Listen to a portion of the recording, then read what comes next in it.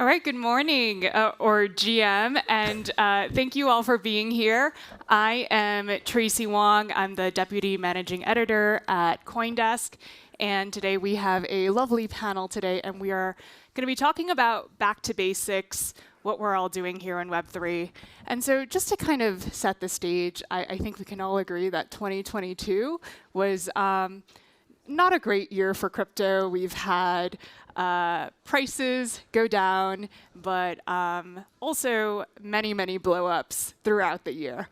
And I really want to kind of ask everybody just first to kind of introduce yourself, but kind of talk about why you got into Web3, what you were hoping to achieve, either personally or with your companies, and if you could kind of tell everybody how you think that's going so far, kind of like a self-report card. And why don't we start with Maria all the way down at the end, and then move to Stani. Sure. Hey, everyone. My name is Maria. I'm one of the investment partners at Electric Capital. We're an early-stage VC firm that focuses only on crypto. I got into crypto in earnest, I would say, in 2015 when Ethereum launched. I'd heard about Bitcoin, and this idea of kind of like internet money was interesting, but I think how it finally clicked for me was this idea that you can actually write arbitrary code and write arbitrary programs on top of money. And that to me seemed extremely powerful. At the time, I was working on my own company in the supply chain space. And one of the biggest issues that my customers were having was around cross-border business payments. And so I started exploring Ethereum through the lens of thinking about enabling an easier way for people to do escrow online. So if you wanted to actually send a large sum of money to someone that you didn't necessarily trust, Ethereum or just blockchain in general was great at that, where you could trustlessly transfer money and transfer funds. So that seemed like a no-brainer to me. After digging in, it didn't take me very long to realize that crypto and blockchain was frankly just not ready for something like that, not ready for the manufacturers that I was talking to or suppliers or any of the small businesses. Because as soon as money kind of became, as soon as you had crypto, it was easy to do all of these things, but a lot of the infrastructure was not ready and the usability was just not there for any sort of mainstream adoption. But I ended up getting into crypto in 2018 mainly because it felt like, again, infrastructure was going to get built, but the tech was real. This ability to actually create rules and arbitrary markets on top of money was really obvious to me that it was going to be extremely powerful. So joined crypto and Electric full time in 2018, right when crypto prices were tanking. I would say that self-scorecard, I think, the reason why I entered the space is I just firmly believe that crypto is going to enable a parallel and new type of financial rails that we haven't seen before. And not only that, but things that we hadn't even imagined could be financialized will be financialized. And that's going to fundamentally shift the way that we interact with the internet, the way that we interact with each other. I think we're still very early, but the amount of progress that I've seen since I've joined crypto full-time in 2018 until now is frankly inspiring. It's amazing how quickly things have progressed. So I would say, I don't know about myself, but I think the space in general is amazing for how much it's progressed since 2018. Marek? Hey everyone, I'm Marek Olszewski. I'm one of the co-founders of Celo. Celo, if you haven't heard of it, it's an EVM-compatible chain with a focus on payments and also increasingly on refi. And my, journey into crypto started, in 2013 when at a music festival I met Brian Armstrong and he sent me some Bitcoin using Coinbase. And he sent it to my email address. I just remember thinking that the experience was really quite lovely. Instantly got excited about crypto. Was also interested in kind of its use cases in payments. And I think in the back of my head, I was thinking a little bit about how could we recreate that experience where you can send crypto to an email address or to a phone number the way that Brian did to me, but do it in a decentralized way. And that ultimately became an effort that led to the creation of a wallet. We tried to create a global Venmo-like wallet where you could send money to phone numbers in a fully decentralized way. We tried to build that on Ethereum in 2017 and realized that it was too difficult to create something that was easy enough for everyone to use back then on Ethereum. And so that took us down the path of building Celo, which again is EVM compatible, but it also has a lot of the features baked in that allow for this really easy to use sending of stable value to phone numbers in a fully decentralized way. And so Celo has the ability to pay for gas with tokens. So if you send a stable coin to someone, you can pay for that transaction fee in that stable coin. The recipient can then send that on to someone else because they don't need a gas currency. They can just use that stable coin. And then there's a decentralized phone verification as well that validators run, which allows people to effectively verify their phone number and map their phone number in a privacy-preserving way to a wallet address, which then lets people send value to phone numbers, really to anyone in your contact list. So if you're curious to see how this works, definitely recommend checking out Velora. It's a really easy-to-use wallet now. On top of Celo, we were finally able to build it, and it's finally really, really easy to use. So that took us down the path. In terms of how we're doing, it's an interesting question. We started with mobile payments, but because we are EVM compatible, there's a lot of other activities happening on Celo. DeFi has been taking off, mobile DeFi in particular. Uniswap launched on Celo last summer. Curve launched in the fall. And so there's this really exciting DeFi ecosystem that's now growing on Celo. Payments are also quite big and exciting on Celo, but mostly in emerging markets. We have a lot of users in Latin America, throughout parts of Africa, who are using stable coins on top of Celo to pay for things and cashing in and out easily using something called Fiat Connect. That's been going really well. And then finally, there's this burgeoning refi ecosystem now starting in Celo. Celo was the first chain to offset its carbon. Literally a week after the network launched, there was an on-chain governance proposal. And the first thing that people voted on was to offset the carbon that the network was creating. And a lot of networks have followed since. But I think because we were the first, it's attracted a lot of refi protocols. And that's been really interesting to see. So yeah, I think things are interesting. We're not as big, certainly, as some of the other big EVM-compatible chains, but a lot of activity is happening right now, and it's just been really great to watch. All right. Thanks, Marek. Austin?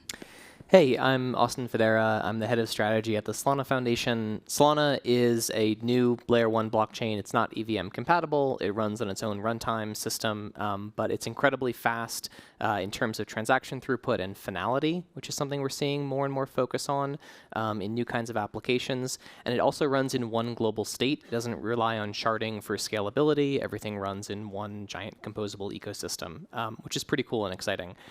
I originally got into crypto. I mean, it was one of those things where it's like I saw Bitcoin come up and I said, this is innovative and exciting and new, but pretty boring. The same way treasury notes were very innovative, but also pretty boring. And so I didn't really get back into the space until 2017 when I was working for a fintech company and put in charge of a project to build something we would now call a DeFi protocol. Company went bankrupt a few months later, but that really, when you have to sit down and learn something for work, that's one of the times when you really have to explore what's possible there. And so the idea of building smart contract platforms is something that really hooked me then and been in the space ever since. And I think for the last part of your question, the thing for me that is so exciting about this technology is less on the financial side. It's far more on the implications for how you structure groups of people, societies, collective decision-making process. I think one of the least used but most impactful uses of this technology over the long term is to change people's relationships to things like governments and businesses and corporations and start changing that power dynamic back to something that feels more stable. Stani. I'm Stani. I'm the founder and CEO of Aave, and we're a team that built the Aave protocol, and simply a protocol where you can supply cryptographic assets and earn yield, and then use those assets as well as a collateral to draw liquidity and borrow. The protocol itself is governed by the Aave DAO. Means that we as the builders, we can't go and change the code. But effectively, it's deployed on Ethereum, Polygon, Avalanche, and layer 2s such as Arbitrum and Optimism. So interesting part about Aave is that it also has like a cross-chain governance. So you can actually create a proposal on for example, on Polygon, and then vote on it on layer 2, and at some point even do optimistic voting where you can have less transaction fees. Our team also built the Lens protocol, which is more of social media protocol, which allows you to create a profile of your online presence, which is secured by the blockchain, and establish connections with your peers, and post content that you can also turn into collectibles as well.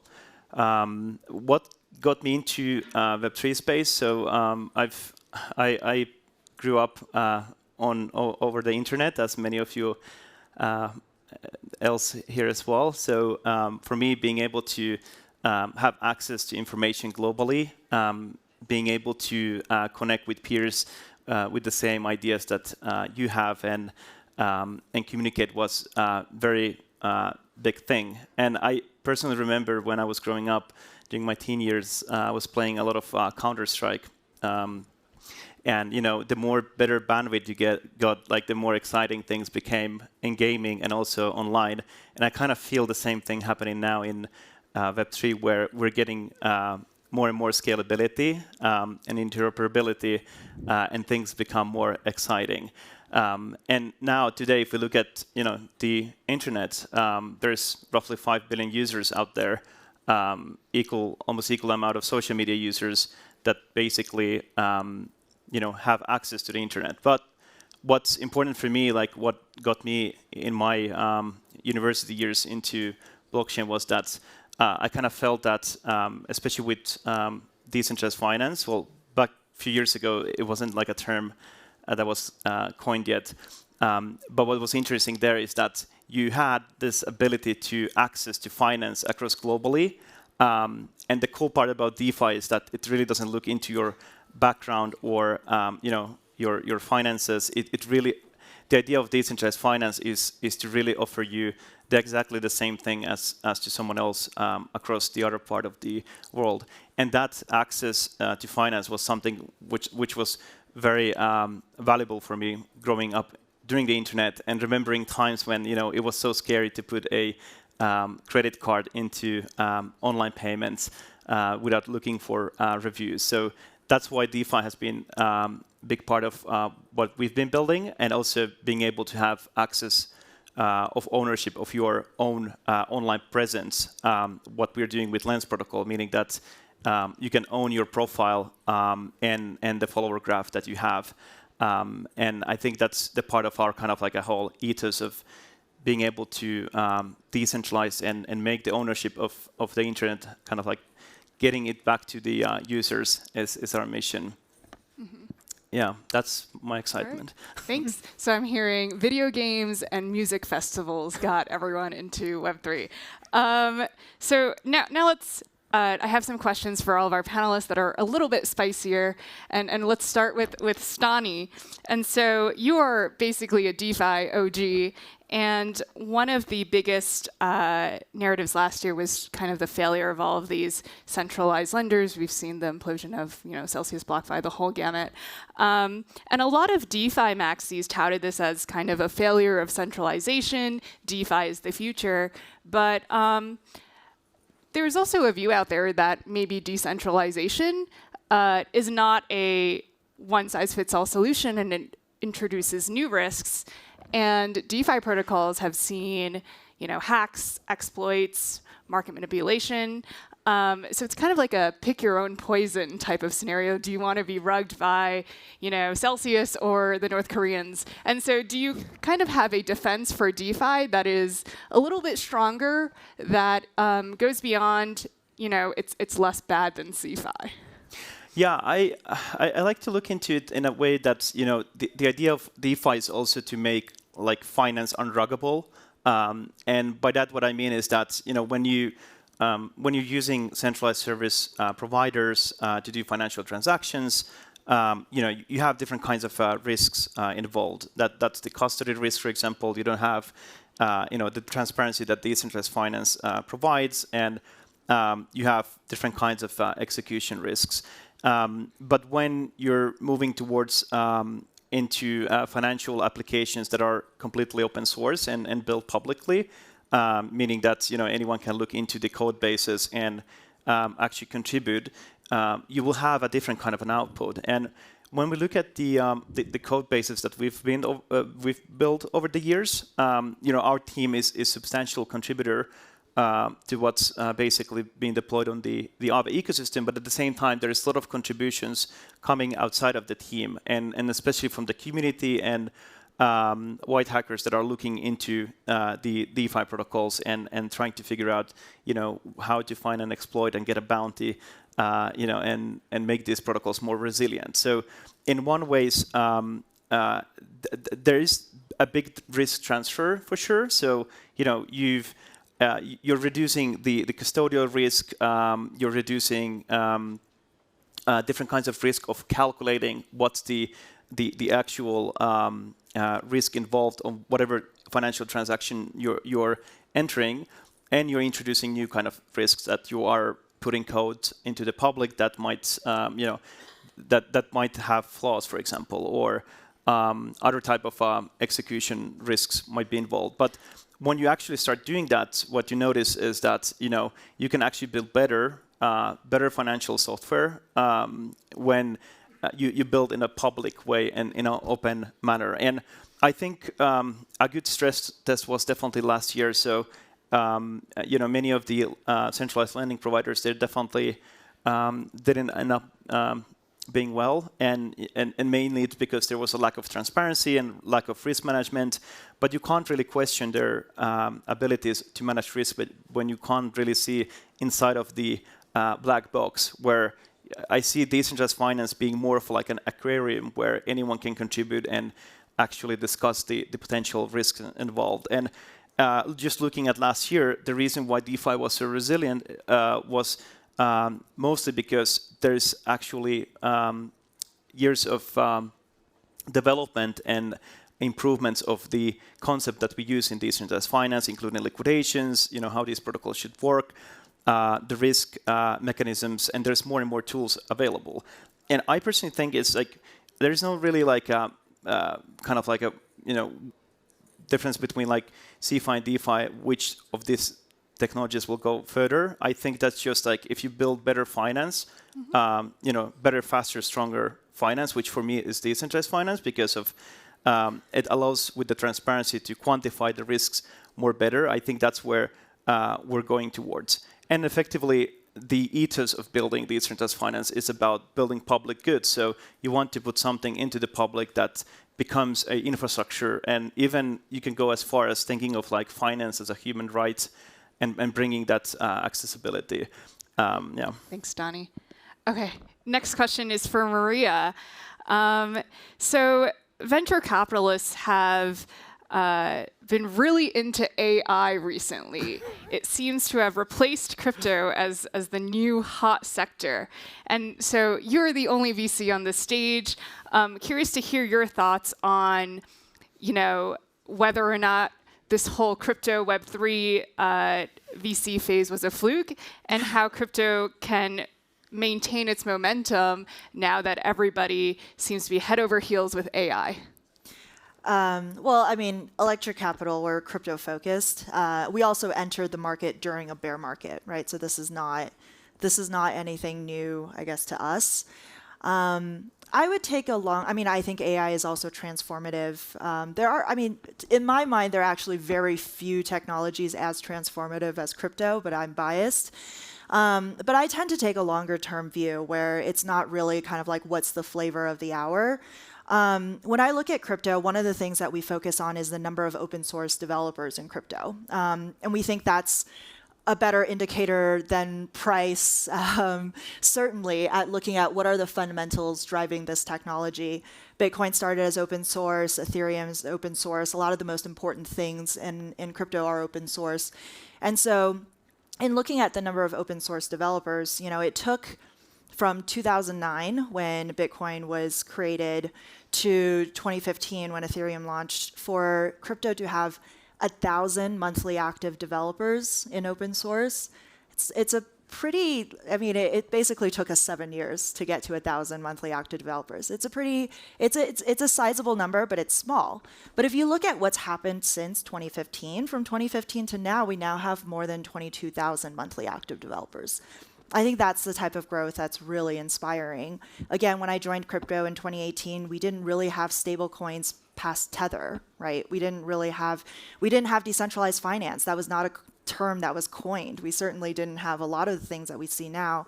And I think if you look at the speed of the growth of the industry, again, driven by the developers in here, it's very clear that crypto is here to stay. There are also lots of other technologies, and AI is one of those things. But again, I think if you take a long form view, there are going to be few things as much that'll shift our society as crypto. Thanks, Maria. So Austin, one of the biggest headlines last year was the collapse of FTX, and Solana was an ecosystem that was hit especially hard with the price of Sol falling under $10.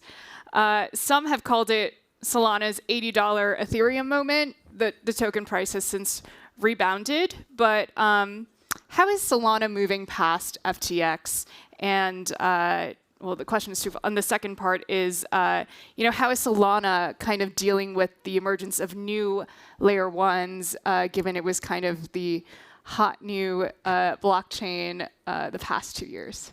Yeah, I mean, one of the great things about being a open protocol that anyone can build on permissionlessly is that anyone can build on it permissionlessly. That's also the worst thing about being an open protocol anyone can build on.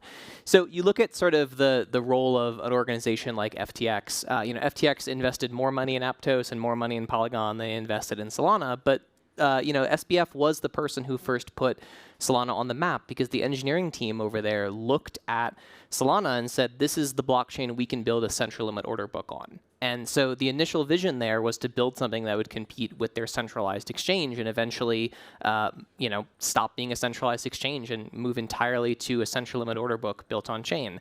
That code is still around. That code has actually still been forked and taken over and now is open book.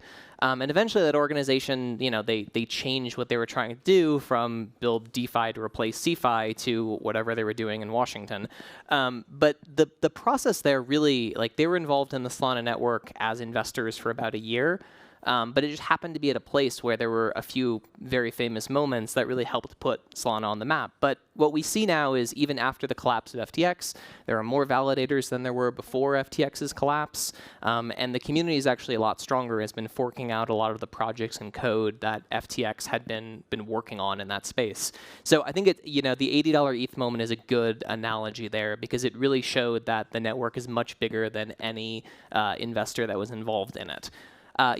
Moving forwards now in terms of what we see today, I think we're seeing a lot of different applications of blockchain technology to serve different types of problems. So Solana is still the highest throughput layer 1 out there. That is a place that it has a differentiator at this point. I think as you see new networks coming up, there are some interesting things they're doing to optimize for different types of transactions. Solana was originally envisioned as a network that was going to be the best place for DeFi. It turns out if you build a really fast layer 1 with cheap transactions and fast finality, a bunch of NFT degens also show up and decide they want to mint a bunch of NFT projects on the chain. So I think the main thing to look at for any sort of layer 1 or layer 2 ecosystem is what's the developer adoption look like. And the Electric Capital report is a great sample of how strong the developer community is on Solana and how committed they are. And I will say that report also goes through the end of December. So it covers the period of time after the FTX collapse as well to show that there really are strong staying power for developers on the network. All right, thanks, Austin.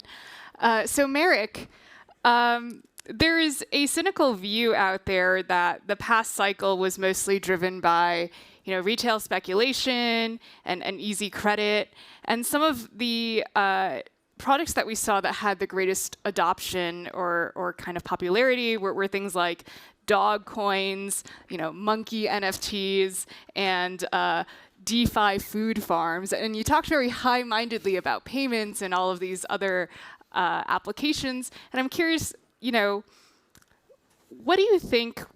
What do you think it will take for people to kind of adopt these? It seems like more utilitarian use cases for crypto, as opposed to kind of these very speculative things that we saw last cycle. Yeah, great question. And who doesn't like a fun NFT? I think the last cycle has been really interesting. I think a lot of new and exciting things did come out of it, right? I think, as Maria mentioned, DeFi wasn't really a word before. I think we now have a completely new form of art, which I think is just incredible. But one of the incredible things about crypto is that it really allows you to innovate in ways that weren't possible before. And it allows for, I think, a lot more use cases to emerge, some of which have very real-world, tangible use cases today. I think we talked about payments as one of those. Payments were described in the Bitcoin white paper as something that I think a lot, Satoshi was clearly very excited about. I hypothesize that payments are taking longer to develop than some of these other use cases, primarily because it's harder to bootstrap network effects. You need two parties, not just one party, to be crypto savvy in order for it to work, right? And that requires much more critical mass to really take off. But it's really, I would say, starting to happen. I think ease of use has always been a really important factor, and that's one reason why we invested so heavily in making it possible to send value to phone numbers, to allow people not to worry about public key-derived addresses, to make it easier for people to pay for gas with tokens that they actually want to make payments with. There's a project in the ecosystem that has these self-custodial wallets where you can tap to pay, and the chip inside the card actually has the private key, and it beams a transaction up through NFC to the chip, and then the chip signs it. And so you have the same ergonomics as Visa, but it's fully decentralized, fully settled on crypto rails. So I think a lot of this ease of use technology is progressing. And we're seeing now whole communities in Brazil, in Nigeria, where people are transacting day to day. They're buying their groceries on Celo with stablecoins built on Celo. And I think this reality is increasingly happening more. The other real-world use case that I think is really exciting is carbon offset credits. They've existed for a while. They have had their problems. And it turns out that crypto actually can help with transparency, with double spend issues. And so we're seeing actually quite a lot of interesting carbon offset credit-related projects on Celo as well that are also taking off. And it's just really, really interesting to see. All right, thanks. Okay, so we have just over a minute left. Given this is the Interop Summit, I wanted to just go down the line. Briefly, one sentence, kind of your vision for MultiChain Future, your thoughts on interoperability. Let's start with Maria and go down this way. Super quickly, from the developer report, we've been doing it since 2019. One of the obvious trends is that there are these clusters of ecosystems that's emerging that are interoperable, both from an end consumer point of view, but actually from a developer point of view as well. And so I think it's it's becoming very clear that we're going to have clusters of interoperable chains, and I think that's very clear that it's going to be part of our future. Great. Thank you. Marek? Yeah, I'm excited for MultiChain Future. I think we're already in a multi-chain, I guess, world. I think the reality is that block space is still a scarce resource, and I think that's only going to continue, right? I think the appetite that the world will have for more and more Web3 block space will continue. And a lot of the really exciting horizontal scaling solutions today require really good interoperability. And so, expect, I think, a lot more exciting stuff happening in this space. I would say we're kind of functionally nowhere on interoperability at this point. Like, interoperability is when you have this thing that's happening in Web 2 where a company uses GCP and Amazon Web Services and Azure, and they roll their own thing, and it's totally seamless and invisible to the user.